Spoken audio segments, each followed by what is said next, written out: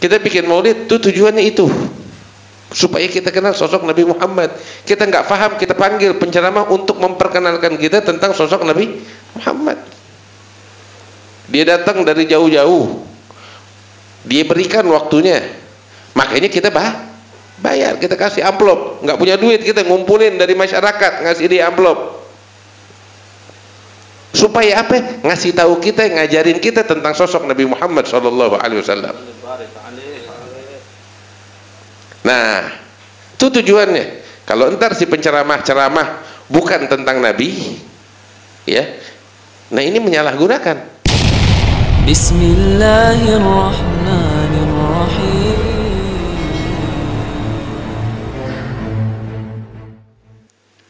Kita melihat kaum muslimin semua bergembira dengan masuknya bulan Maulid Nabi Muhammad SAW, bulan kelahiran beliau. Dan ini merupakan bukti iman di dalam hati seorang hamba kepada Allah Subhanahu wa taala dan kepada baginda Nabi besar Muhammad sallallahu alaihi wasallam.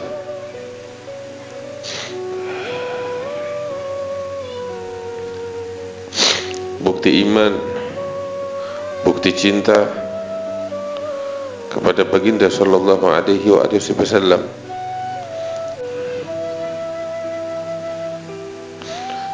Mudah-mudahan Allah tambahkan keimanan kita, Allah kuatkan kecintaan kita,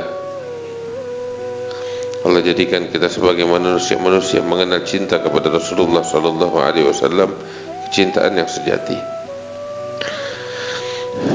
Namun perlu kita ingatkan, betul kita semua bergembira, tetapi kita gak mau hanya sebatas kegembiraan. Alangkah sering dan banyak kita memperingati Maulid Nabi SAW tiap tahun, tetapi apa hasilnya? Apa hasilnya? Kita gak meragukan tentang keberkahan, kita gak meragukan tentang rahmat yang Allah turunkan, tetapi yang kita inginkan juga pada diri kita ada perubahan.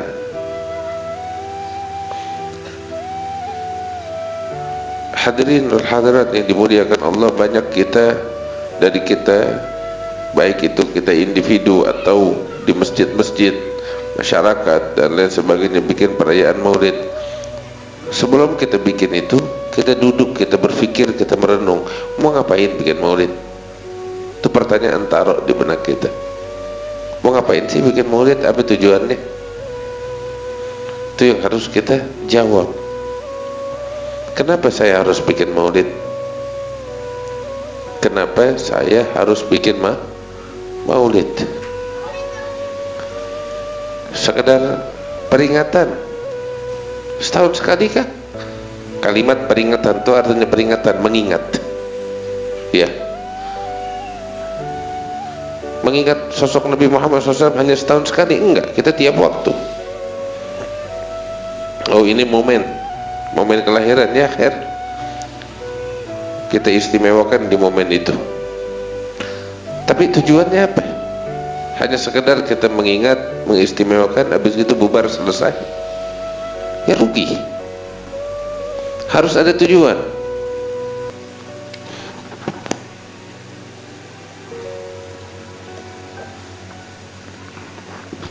Alhamdulillah. Cinta sebagai bentuk cinta. Bentuk cinta nggak harus sekedar dengan peringatan Maulid yang kita adakan. Tapi kenapa secara spesifik namanya peringatan Maulid yang kita buat? Ada apa? Sekedar ikut-ikutan. Kita nggak mau ikut-ikutan ya kawan. Wahai teman-teman, kita nggak mau cuma sekedar ikut-ikutan. Mau ngapain ikut-ikutan? Kita dikasih akal, gunakan akal kita.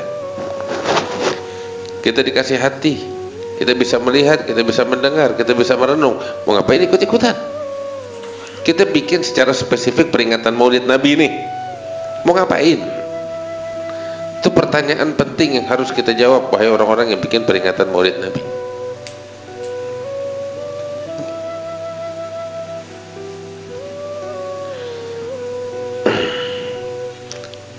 Oh, kita ngikutin ulama-ulama kita, jangan ikut-ikutan. Tanya sama ulama, suruh jawab. Kenapa pada bikin Maulid Nabi? Ini anak kasih tahu. Pertama, betul karena momen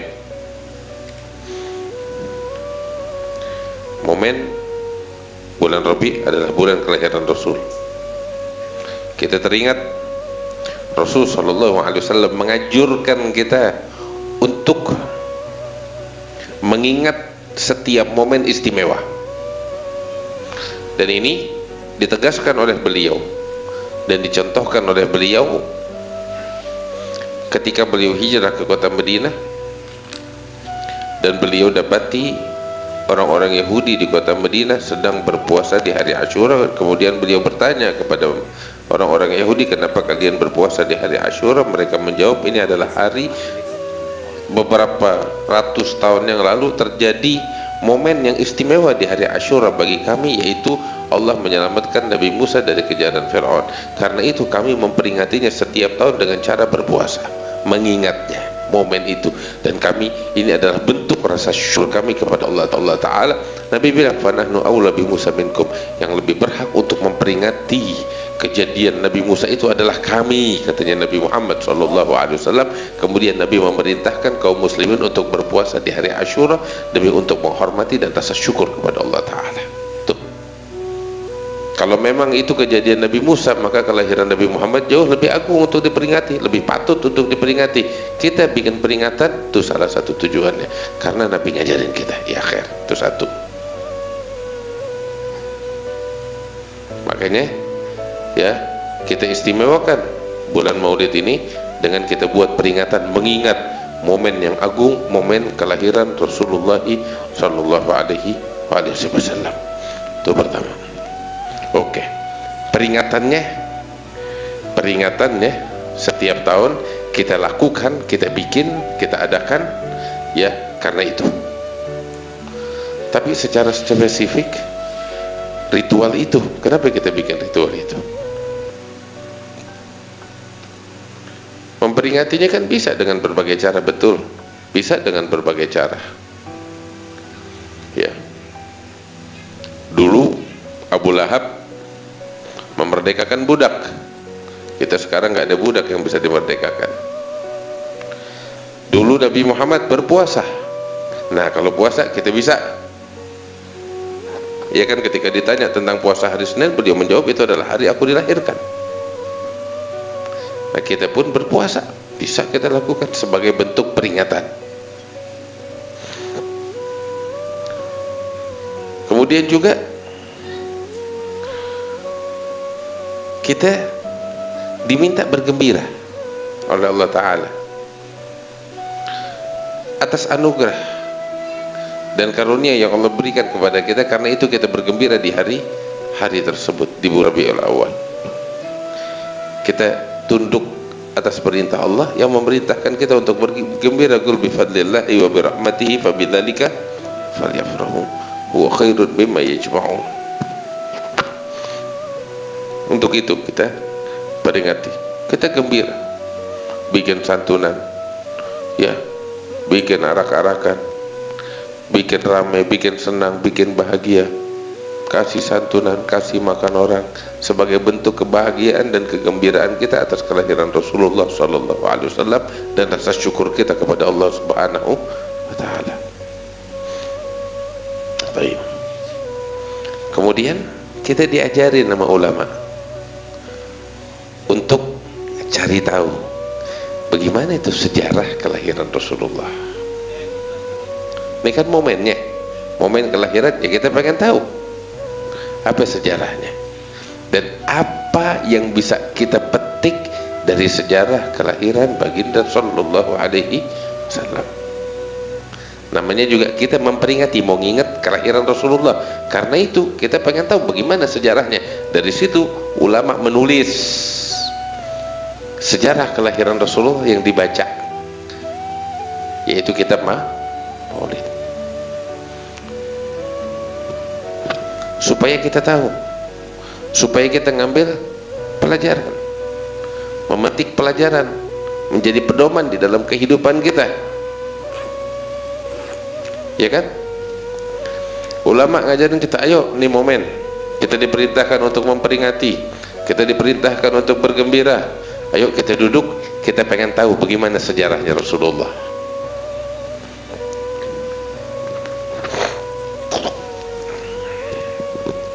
Tanpa diragukan, di dalam sejarah kehidupan beliau terdapat pelajaran yang banyak.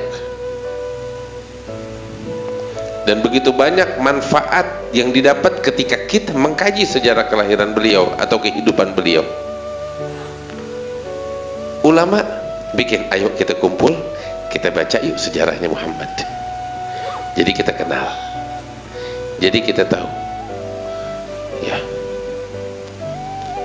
ditulis oleh para ulama, mereka kumpulkan tuh dari hadis-hadis yang diriwayatkan, sejarah-sejarah diriwayatkan. Bagaimana sosok Nabi Muhammad tatkala dilahirkan, kapan beliau dilahirkan, mukjizat apa yang terjadi saat dilahirkan, bagaimana pasca kelahiran. Dan beliau juga di bulan Rabi' diutus oleh Allah, dilantik menjadi seorang nabi. Setelah beliau diutus dan dilantik, ya, dan di bulan Rabi' juga beliau hijrah ke kota Madinah, dan di bulan Rabi' juga beliau wafat. Itu semua layak untuk dikaji. Karena itu para ulama mencatat tuh, menuliskan itu semua di dalam buku sejarah mereka yang kita sebut dengan sebutan kitab Maulid. Kita nyebutnya kitab Maulid, tapi para ulama waktu menulisnya itu, ya, nggak cuma sekedar Maulid, isinya di dalamnya banyak hal. Lahirnya Nabi Muhammad, mukjizat yang terjadi sebelum kelahiran, ya, apa yang terjadi setelah kelahiran, kemudian bagaimana Nabi Muhammad saat diutus oleh Allah Ta'ala, sebab di bulan Rabi' juga, bagaimana perjuangan beliau, bagaimana kisah beliau, terus juga tentang syama'il beliau, sifat beliau, fisik dan akhlak. Sehingga ini semua kita kaji, kita baca. Ada pepatah yang mengatakan nggak kenal maka nggak sah. Kita diperkenalkan di momen itu supaya kita kenal dan kita makin sayang, makin cinta. Itu tujuannya. Kalau kita makin kenal, makin cinta, ya, makin besar kecintaan, kita makin mengidolakan, kita akan ngikutin beliau, bakal meneladani beliau otomatis tuh. Kita lihat orang di luar sana yang pada mengidolakan penyanyi, artis lah, ya, sampai gayanya, gerak-geriknya, pakaiannya diikutin. Otomatis, nggak dipaksakan, ya, emang begitu deh keadaan fans seperti itu. Ya, kita pun kalau ngefans sama Nabi Muhammad, cinta kepada beliau, otomatis kita bakal ngikutin beliau. Dan kalau kita udah mengikuti beliau, itulah taqwa. Dan di dalam taqwa terdapat kebaikan dunia dan akhirat yang Allah janjikan. Untuk tujuan itu kita bikin peringatan Maulid, bukan yang lain. Untuk tujuan itu kita mengadakan peringatan Maulid. Bahkan waktu kita berdiri, ngapain sih kita berdiri? Itu mahalul qiyam, kita berdiri ngapain sih sebenarnya? Allah nyuruh kita. Allah bilang dalam Al-Quran, "Qul innama a'idukum biwahidah an taqumu lillah mathna wa furada thumma tatafakkaru ma bisahibikum min jannah in huwa illa nadhirun baina yaday 'adabin syadid." Katakanlah ya Muhammad kepada umatmu sekalian, sesungguhnya aku akan memberikan kepada kalian satu mau'izah, satu peringatan yang menyentuh hati. Apa itu? Ini dia isi peringatannya. Antagumu lillah, hendaknya kamu berdiri jujur, tulus karena Allah. Allah Ta'ala bilang, nyuruh kita berdiri lillah, murni hanya untuk Allah, karena Allah, tulus karena Allah, diri untuk itu, jujur kita berdiri. Baik itu mathna, berdua. Kenapa berdua? Untuk menjadi lawan dialog, kawan dialog. Atau furoda, sendiri, ya, sehingga kita fokus di dalam apa? Merenung. Allah Ta'ala kelanjutannya bilang, thumma tatafakkaru, kemudian kalian merenung dan berpikir. Artinya sendiri merenung dengan fokus, atau berdua merenung dengan apa namanya, bertukar pikiran, dikaji. Kalau itu kamu lakukan, ya, kita diminta untuk berdiri sendiri-sendiri atau berdua-berdua, tulus karena Allah, jujur karena Allah. Dan kita diminta untuk berpikir, memikirkan apa yang harus difikirkan? Memikirkan tentang sosok Muhammad sallallahu alaihi wasallam, merenungkan tentang sosok Nabi besar Muhammad sallallahu alaihi wasallam. Thumma tatafakkaru fi madza ma bisahibikum min jinnah. Kamu renungkan, sosok Muhammad itu bukan orang gila. Apa yang beliau sampaikan semuanya adalah kebenaran. Renungkan, kaji, buktikan, fikirkan. Kamu berdiri, kamu renungkan, fikirkan, jujur karena Allah, bukan karena dorongan yang lain. Murni antara kamu dengan Tuhan. Saya ingin berdiri, ya Allah, ingin merenungkan tentang sosok Muhammad. Siapa sih dia sebenarnya?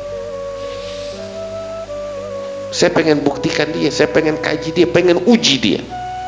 Saya berdiri merenungkan dengan tulus. Kenapa sendiri? Sendiri kita nggak terkontaminasi dengan ego, dengan suara-suara orang di luar yang mengganggu pikiran dan meracuni kita sendiri, atau berdua sehingga membantu kita di dalam menguji dan mengkaji. Renungkan. Kalau kamu jujur, tulus karena Allah, kamu benar-benar mengkaji, memikirkan sosok Muhammad di dalam kesendirian kamu, atau kamu diskusikan, kamu berdiri, ya, maka ambil kabar, keimananmu akan bertambah. Ketika kamu uji, kamu akan dapati emas murni di hadapanmu. Kamu akan menyatakan, ma bisahibikum min jinnah, Muhammad bukan orang gila, dia hanyalah seorang nabi, seorang yang membawa peringatan dari Allah Subhanahu wa Ta'ala di tengah siksa yang amat pedih di hari kiamat nanti. Itu kita berdiri, itu tujuannya itu. Kita berdiri saat kita maulid tuh kan kita baca sosok Nabi Muhammad yang dikaji dalam syair-syair saat kita berdiri. Itu membantu kita di dalam merenung, memikirkan sosok Muhammad. Lihat buktinya apa? Begitu kita duduk, keimanan bertambah, keyakinan kita kepada sosok Muhammad bertambah. Tuh tujuan kita bikin maulid, ya ikhwani wa ya ahbabi. Yang jadi pertanyaan, pada faham gak sih apa yang kita baca dari buku maulid itu, buku rawi? Hah? Nggak paham? Ya bagaimana kita bisa mencapai tujuan itu kalau kita nggak paham? Berarti ada sesuatu yang mohon maaf, tanda petik, yang cacat, yang harus kita perbaiki. Kita nggak paham, ya, makanya nggak kelihatan tuh hasilnya. Berarti cacat di sini. Ayo berusaha untuk faham. Bagaimana caranya? Apa yang dibaca supaya kita faham? Ya, cari terjemahannya. Alhamdulillah terjemahannya ada, Beb. Ya kan? Tuh kitab di mana-mana dijual, alhamdulillah ada terjemahannya. Kita mau maulid apa yang dibaca? Maulid Simtudurar terjemahannya ada. Maulid Daibai terjemahannya ada. Maulid apa lagi? Barzanji terjemahannya ada. Maulid Al-Azab terjemahannya ada. Maulid Dia Ulami terjemahannya ada. Burdah terjemahannya ada. Macam-macam. Cari tahu. Tapi nggak semua orang yang hadir punya buku terjemahannya, Beb. Ya kan? Kita panggil penceramah supaya ngasih tahu kita apa sih yang dibaca. Jadi kita yang hadir pada faham. Itu tujuan kita manggil penceramah, supaya ngasih tahu kita apa itu isi kitab maulid. Walaupun nggak diterjemahin semuanya, minimal dikasih tahu kepada kita tentang sosok Nabi Muhammad nih yang dibicarakan oleh penulis maulid yang kita baca. Ya kan? Itu tujuannya kita manggil penceramah.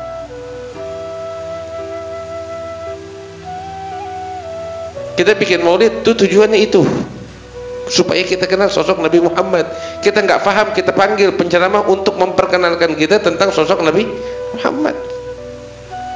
Dia datang dari jauh-jauh, dia berikan waktunya, makanya kita bayar, kita kasih amplop. Nggak punya duit, kita ngumpulin dari masyarakat, ngasih dia amplop. Supaya apa? Ngasih tahu kita, ngajarin kita tentang sosok Nabi Muhammad SAW. Nah, itu tujuannya. Kalau entar si penceramah bukan tentang Nabi, ya, nah ini menyalahgunakan. Dibayar supaya ceritain tentang Nabi kan, terus dia nggak ceritain dengan Nabi, tentang Nabi. Terima amplop. Amplop apa itu? Hah? Ayo jawaban. Amplop halal. Lo nggak kerja benar, lo nggak amanat, ya kan? Dipanggil untuk ngasih tahu masyarakat tentang sosok Nabi Muhammad SAW. Lo nggak kasih tahu terus lo terima tuh amplop, haram hukumnya, nggak halal lo makan. Itu satu. Terus panitia bikin acara maulid dari duit pribadi, urusan ente. Tapi kalau ente ngumpulin dari masyarakat, masyarakat pengen dengar tentang Nabi. Kita ngundang penceramah, kasih tahu kepada penceramah, penceramah, saya ngundang ustadz, undang habib, undang kiai untuk ngajarin masyarakat tentang Nabi Muhammad SAW. Ini kita siapin amplopnya, bayarannya, supaya habib, supaya kiai, supaya ustadz ngasih tahu masyarakat tentang Nabi.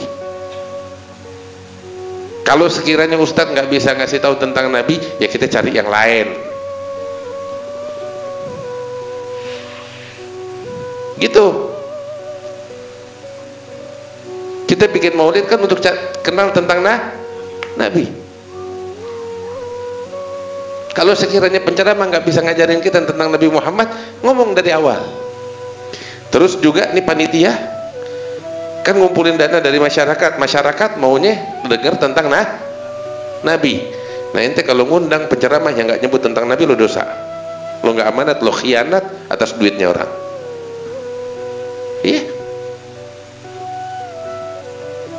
Jangan mentang-mentang ente ditunjuk sebagai ketua panitia acara mengundang semuanya ente, enggak.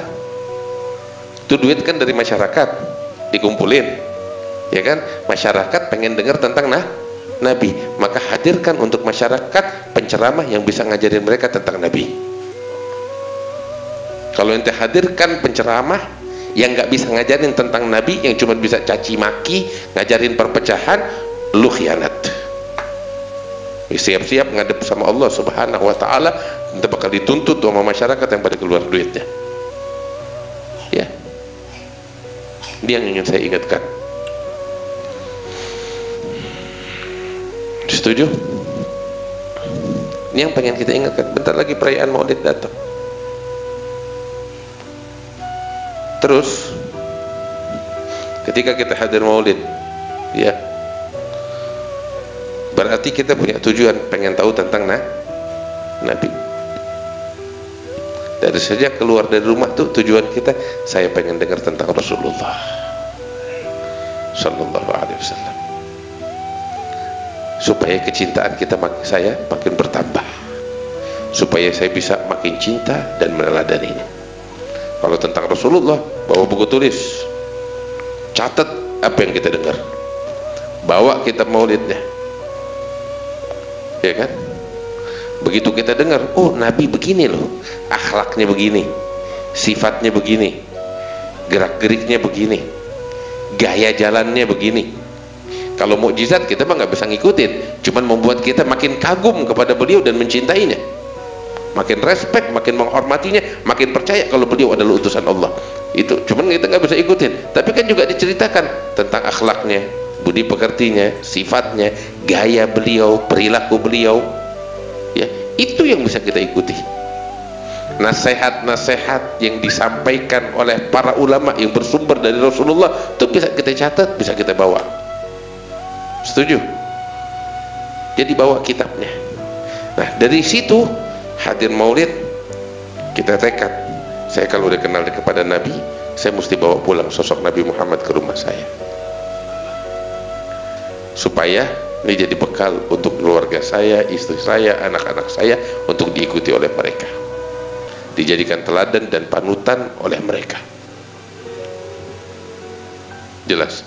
Itu tujuan kita bikin maulid, itu visi misinya, itu targetnya, langkah yang kita ambil untuk visi dan misi itu serta target itu. Ini peringatan maulid secara spesifik. Ayat dibaca, apakah sekedar ritual? Kagak, biar kita faham artinya, kita petik ilmunya dan manfaatnya. Dibaca laqad ja'akum rasulun min anfusikum dan seterusnya. Kita baca itu supaya kita faham, kita dalamin, kita ketika dibaca, ya dengerin, fahamin, renungkan. Dibacakan tuh sejarah kelahirannya Rasulullah, fahamin, dengarkan, bangkitkan kerinduan dan kecintaan kepada Rasulullah.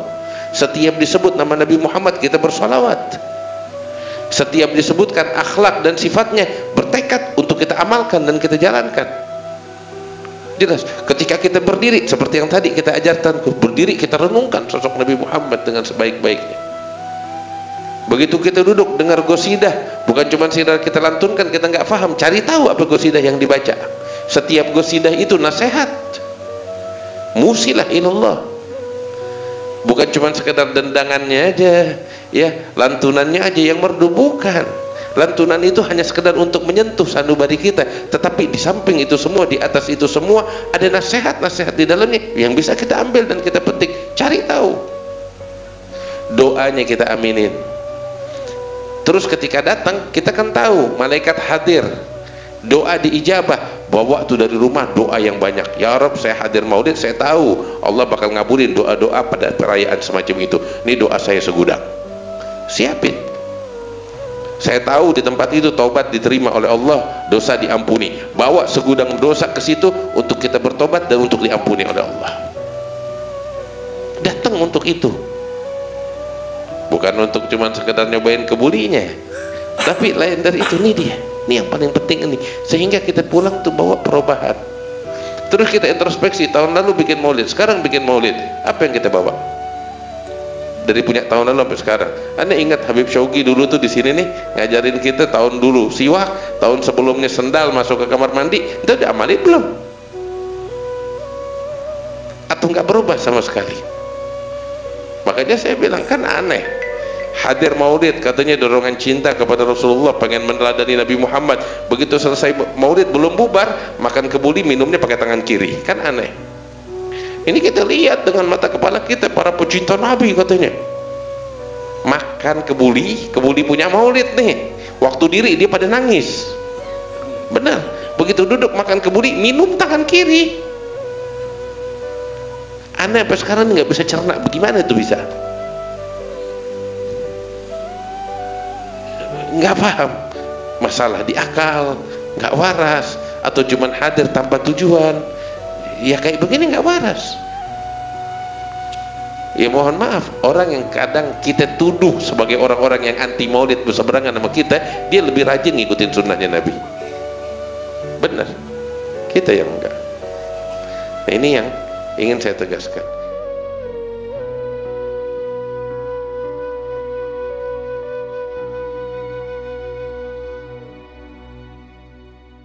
الزم باب ربك واترك كل دون واسأله السلامة من دار الفتون.